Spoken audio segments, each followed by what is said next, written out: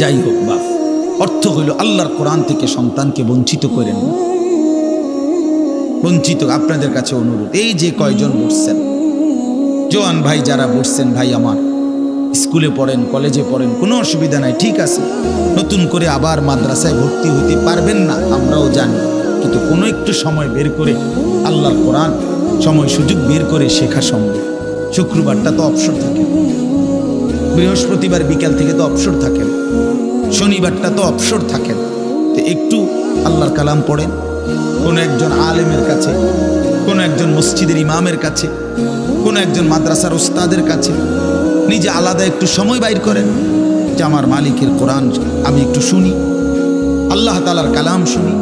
আহা, কোরআনুল কারীমের নূর, এটা যে শুনলো না সে শুনলোটা কি,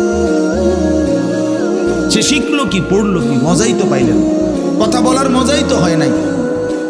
আমি তো অনেক সময় বলি, আল্লাহর ঘরের কালো গিলাফ আর মদিনার সবুজ গম্বুজ যে দেখে নাই, যেই চোখ, সে দেখলো কি? কালো গিলাফ যে দেখে নাই কাবার, রাসূলুল্লাহর রওজায়ে আতহারের সবুজ গম্বুজের ওই সৌন্দর্য যে দেখে নাই, যেই চোখ, সে জীবনে কি দেখলো?